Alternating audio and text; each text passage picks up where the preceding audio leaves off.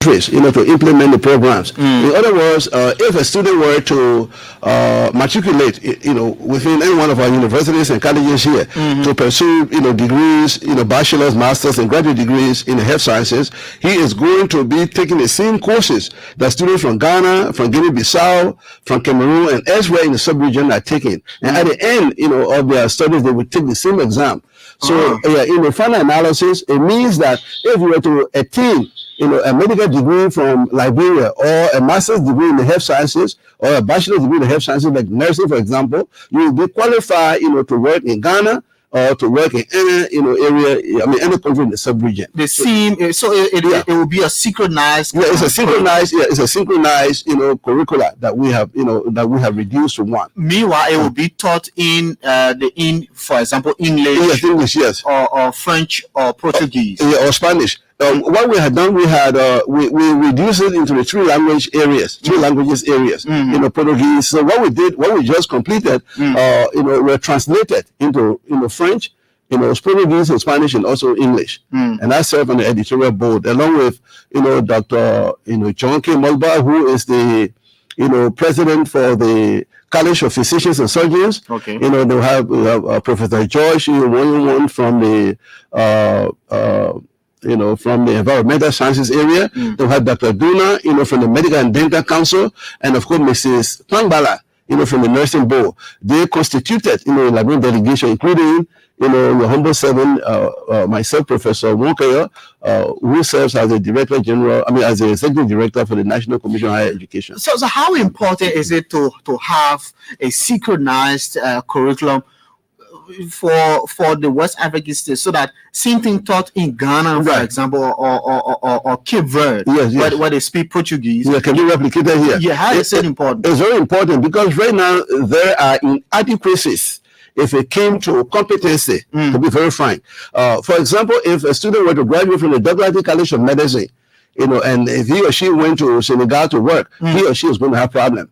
Because the courses taught here may not be the same courses that are taught in the medical programs, in Cameroon or in Senegal. So we look at all of these inadequacies, and then we look at the curricula, and then we investigated it very crucially, and then we made determinations. And the determinations resonated into creating, one standardized, curriculum that is coherent, that is unique, and that is very satisfactory. Yeah. So you as head of the higher education, you will be working on the implementation. I will implement that very judiciously. I will implement it throughout, the breadth and length of this country at our institutions of higher learning. In fact, what we already have a problem with compliance. Yes.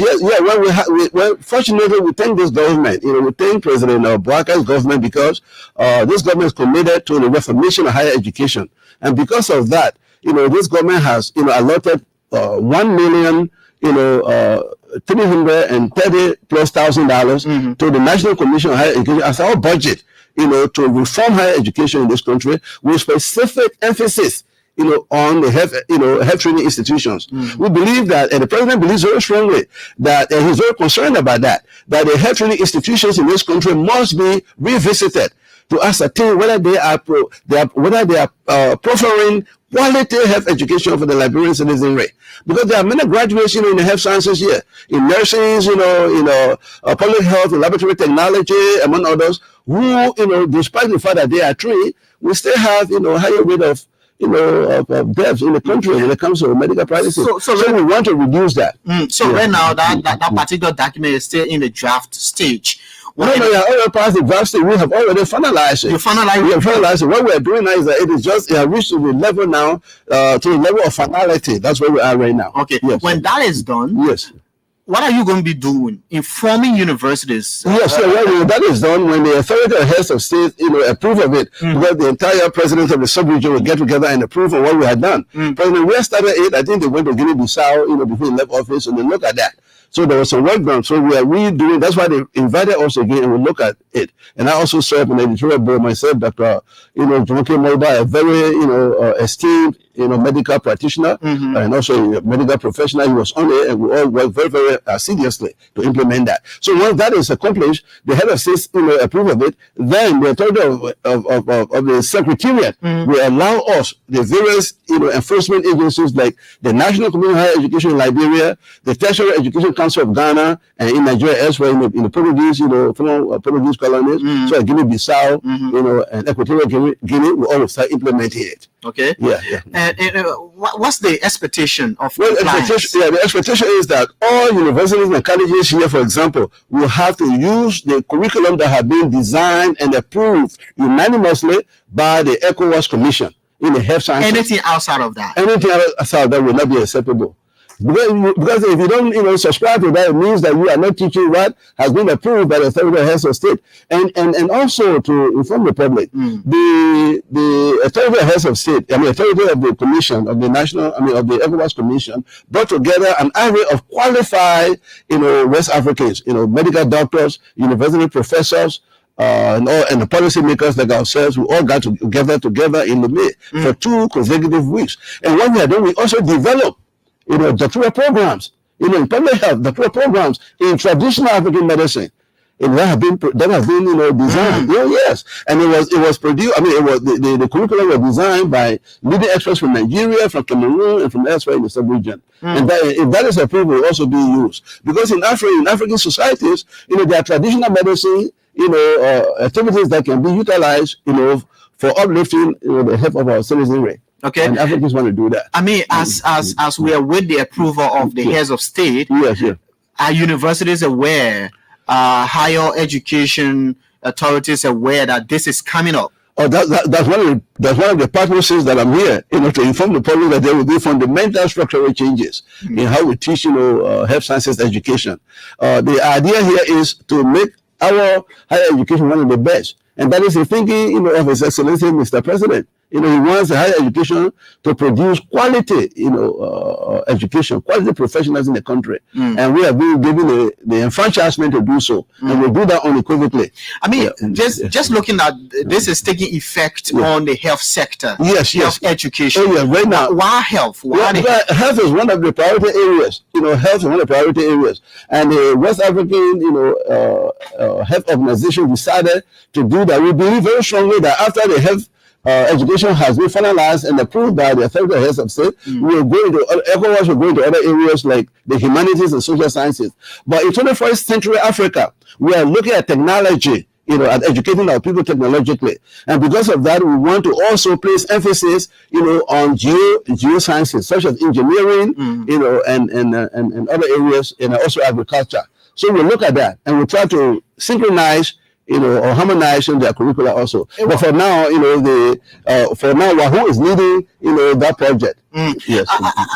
What is the overall goal here? Is it to have a harmonized education system in the region? Or? Yes. Because in globalized, society, things are changing. Right in the 21st century. Look at China. China has now evolved, as a leading industrial, military, and economic and technological power. Look at China. Look at India. India, that was 30 years ago, lagging behind America and the European countries that also, now developing industrially, and they're sending people to the moon. So I think it is also essential that Africa, especially West Africa, West African countries, start thinking about reformation of the higher education system to be in sync, with other educational systems, in a globalized, society. So that is the thinking that has evolved, in the West African societies, and we are going to implement that. Now you're back in the country from Lomé. Yes. You reappointed at NHCL. Yes. What are some of the reforms? Well, thank you, and I appreciate the question. I think that's a valid question. We worked very hard, from 2021 to 2024 January to reform higher education in this country. As I said previously during the last show that I had here, we made a proposal, to the former Minister of Finance, to a very articulate and brilliant Minister of Finance. And he asked us to send a proposal dealing with how we want to reform higher education in this country. But it required, at the time, and it still requires funding.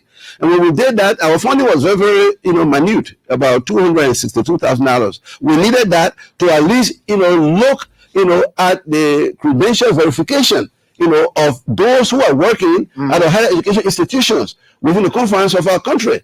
And then he did not fund us. And because of that, we were hindered, and we did not implement, that policy.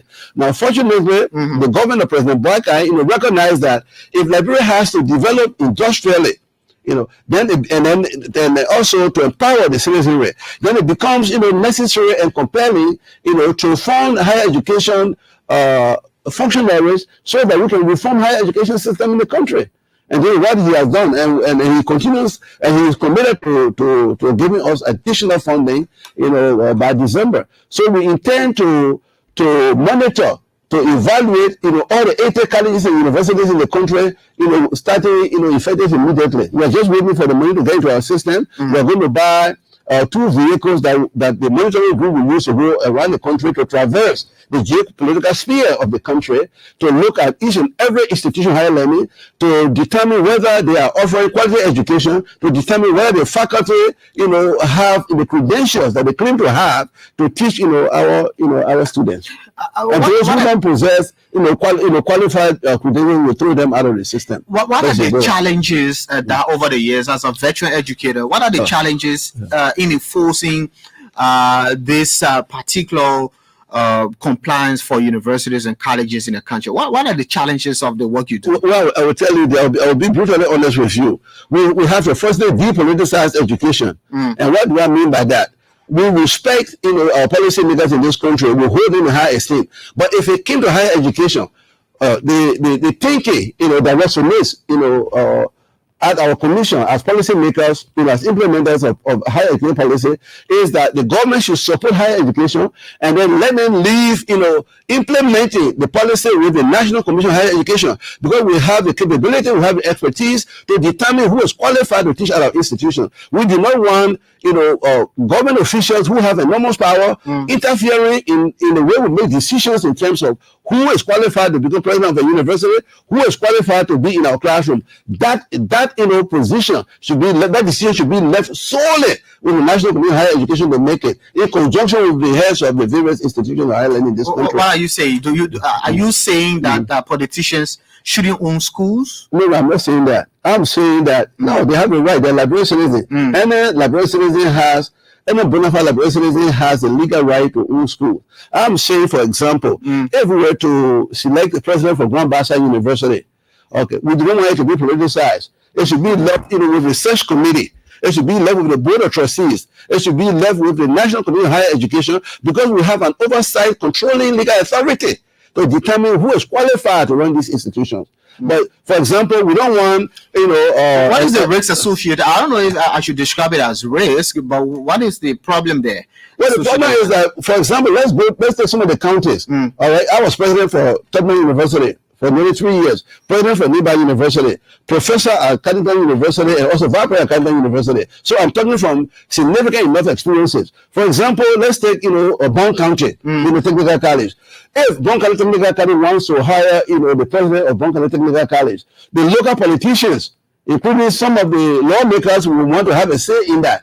And I'm saying that's right. We respect our lawmakers. We're very honored that they are representing us, but we are saying that please leave the decision making if it came to who becomes president, for example, for Bon County Technical College or Niba County University or Grand Union University or Maryland University. Please leave that with the board of trustees and the search committee.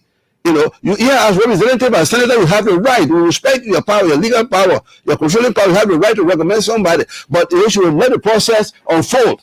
Let those who make the decision, let them make the decision, do, their due diligence by ensuring that the person who is being, vetted is adequately qualified to become president. But they should not use a heavy political hand to say, okay, we want John Brown to become, president. He must become president. If we did that, then we are trying to stifle the process, and it's not good for the making of a quality educational arena in our great country.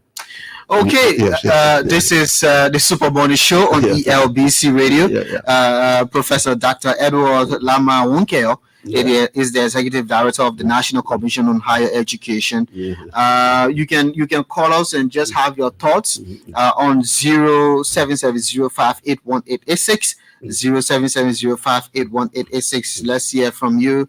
Let's hear from this person. Good morning. Yeah, good morning. Good morning. Yeah, this is Dr. Thomas Olekamantua Junior calls from Bone County, Batala City. Yeah, go ahead. And let me agree with the student guest and the doctor. I say education shouldn't be politicized. And I want to recommend this again. Why education is not decided as to whom to be elected as community president on community colleges, universities. I want to recommend to the Board of Higher Education that we students of Liberia should be evaluated for instead of them using their nephews, their sons and daughters and girlfriends to only go for government scholarships. The scholarships are for scholarships, not for maybe family line and other stuff. These are reasons for which we are behind when it comes to education system in Liberia. So I'm saying this surely that we need to evaluate our education ministry need to evaluate students who are deserving scholars to deserve scholars instead of going back to their nephews, their girlfriends, and all of their close relatives to them to care them for scholarship. We got scholars here, but we are not looking in that dimension. So thank you. Thank you. Thank you very much. Thank you. Let's hear from this person. Morning. Good morning. Family. Yes. This is T. Washington Chaco again from Foya. Yeah. Go ahead, sir. As we said previously, the orator for this year United States celebration speech has resonated. You listen to your studio guests. There will be verification of credential of professor teaching at various universities and colleges. Right. To have them suited to where it's going to teach. That is radical change. Yeah. That is the same radical approach. So I don't know what will happen with the speech. The only way that will change, we need to be radical every time. Every 5-10 years, we be radical. Because we are human. Yeah. Remember, I'm also a theologian. The only way things can change until the pastor say the right thing from the Bible. So thank you very much, the orator, and thank you, your studio guests. Thank you. We need radical change. Thank you. Thank you. Thank you very much. I think that's a brilliant, perspective. We respect that. You call it radical, but I think that it is rational for us to take the position that we're taking, and this government is committed to that. I can assure you that when I was being appointed, His Excellency told me that I should do whatever was necessary to reform higher education in this country. So I submit, to His Excellency, for his commitment, to doing that. And this is why we intend to start with credentials verification of all the colleges and universities. We have about 80 colleges and universities in this country. We want to know whether they are really teaching, quality education, whether they're proffering quality education, for our people. So we're going to look at that. And we're going to start it very soon. We'll take, we don't have all the experts, but we'll collect people from the dental and medical and dental council, from the nursing board, from the college of physicians and surgeons. They will join us along with the civil service agency, so that we will look at the credentials and we'll look at their status. Yeah, it is, in some essence, you may semantically say it's radical, but I think it is revolutionary. This is a very good revolution that we're going to implement, within the higher education system. And it's good for this government, because this government wants Liberia to do things, much better, that is, in consonance with what globalized, societies are doing. So that's what we're going to do. Okay. Thank you. Thank you. Thank you very much. Callers, we can take 2 or 3 more calls and go back to Dr. Wunkeo. Yes. Morning. Good morning, Fafi. How you doing? I'm fine. Thanks for asking. How yourself? Well, I'm grateful. Happy belated Independence Day celebration. Thank you. This is my name is Amara M. Fofana. Let me say good morning to Dr. Walker in studio. Thank you. Tertiary education in our country is very much of paramount concern. That's true. And let me just say the issue of education, because you cannot get to tertiary if you don't start with primary to secondary. That's true. That's But true. again, people representing our country must actually have the pedigree to Yes. represent our country. That's true. And that can only be done when the proper mechanisms are put into place That's true. to rectify the wrong, to do the needful, and to be able to compete on the international scene. That's true. And for that to be achieved, we got to go through international best practices, That's true. regardless of our personal, political, or whatever affiliation. Yes. Let us allow the proper process to proceed and also be able to give priority to government-owned institutions. Let me lay emphasis. God, please, let us do everything possible. The University of Liberia and government-run colleges or Kante University or Kante or Polytechnic, Yes. let it be elevated to the standard that will be actually accredited Right. outside Liberia. That's true. Because we will be substandard. Right. Trust me, we will not climb the ladder as we wish to. Right. Take it so kindly, and we know together Liberia will rise again. Thank you, Amara. I will send you the stuff. Yeah. Yeah. Well, Thank you. yeah, well, thank you. Yeah, let me just make a brief commentary, in response, to your statement. That's very, very true. We need to really empower the very institutions of higher learning in this country, specifically the public institutions, that have been supported largely by taxpayers in this country, like the University of Liberia and the various community colleges that are now elevating, some of them are now elevating to university level. Yes, it's good, for them to offer baccalaureate degrees, but it is also necessary for them to have qualified instructors to teach, our students. And that the commission is committed, to ensuring that it becomes a reality. This is one of the overarching reasons why we intend to institute the credentials verification. I think that's one of the most important, aspect, of our policies. If we do not look at the credentials of faculty, then we have a problem, because the syllabi that they are going to develop may not be, in conjunction with international best practices. So we are going to look at that, very, very critically. This is why we intend to effectuate that, with an immediate effect. So we will be visiting, various institutions, and we'll be, in touch with ELBC and all the news, media, communication media in this country, so that they will convey to the public what we are doing in the interest of our people. That is the thinking of this government. That is the policy of this government, to promote higher education and to refine it for the good of the entire Liberian, citizenry. Thank you. Thank you very much, Yes, Dr. Wonke. I mean, we look forward to more conversation with you. Thank you. Especially when that curriculum is everything the head of state endorsed it. Yes, You yes. come back, we can disseminate the information about Thank you. its importance and all that. Thank you. Thank you very much for being on the show. Thank you very much for your time, and we appreciate the honor to be here, to articulate, issues surrounding, the reformations of health sciences education in the sub-region, with emphasis, on building competency frameworks, for our teachers in the health sciences, as well as, harmonizing, specialists in the training, in the health sciences. Thank you very, very much. Thank you. Well, he's Professor Dr. Edward Lamar Wonkeo, the Executive Director of the National Commission on Higher Education. He's been my last guest this morning. My name is Vafle Kamara. Join me tomorrow for another presentation of the show. Bye-bye.